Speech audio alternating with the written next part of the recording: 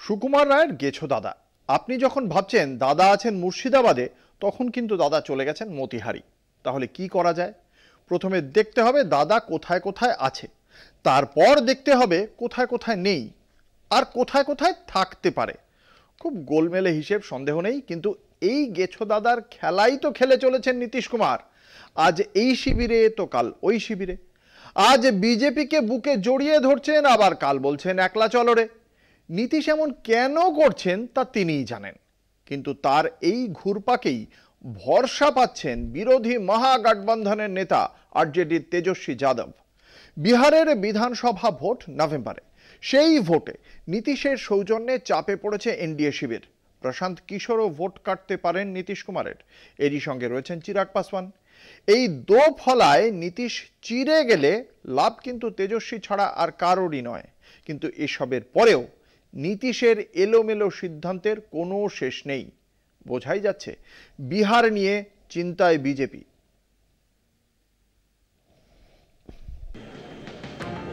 আগামী নভেম্বরে 243 আসনের বিহার বিধানসভা ভোট। 2005 সাল থেকে দফায় দফায় শিবির বদলে মুখ্যমন্ত্রীর কুর্সিতে রয়ে গিয়েছেন জেডিইউ সুপ্রিমো নীতিশ কুমার। যে জঙ্গল রাজ্যের অভিযোগে একসময় তার প্রধান প্রতিপক্ষ আরজেডির লালু প্রসাদ যাদবের শাসনকালের বিরুদ্ধে সুর চড়াতেন, এবার বিহারের আইন শৃঙ্খলার অবনতির প্রশ্নে বিদ্ধ নীতিশ। লালু প্রসাদ সমাজ মাধ্যমে দাবি করেছেন খুনোখুনির ঘটনায় রেকর্ড গড়েছে নীতিশ জমানা। লালুর প্রশ্ন, নীতিশ কি জানেন তার মুখ্যমন্ত্রীত্বে বিহারে 65,000 খুন হয়েছে?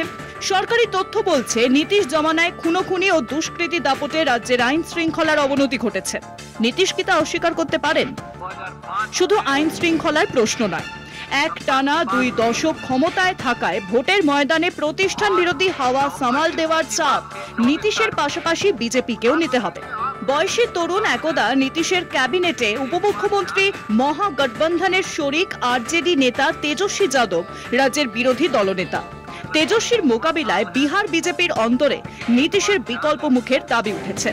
কিন্তু কেন্দ্রে নরেন্দ্র মোদী সরকারকে টিকিয়ে রাখতে লোকসভায় একক গরিষ্ঠতা হারানো বিজেপিকে তোয়াজ করতে হবে জেডিইউ সুপ্রিমো। রাজনৈতিক পর্যবেক্ষক মহলের মতে শিবির বদলানোয় দেশের রেকর্ড করে ফেলা নীতিশ সাধারণ মানুষের বিশ্বাসযোগ্যতা হারিয়ে ফেলেছেন।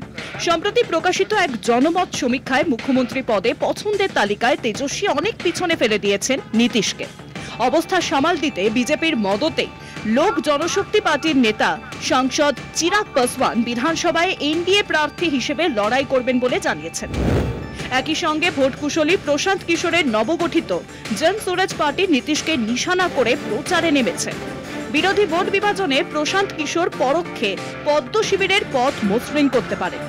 সব মিলিয়ে নীতিশের যাবতীয় দায় সামাল দেওয়ার চ্যালেঞ্জ এখন চাপে ফেলেছে কেন্দ্রের শাসক দলকে। কলকাতা টিভি।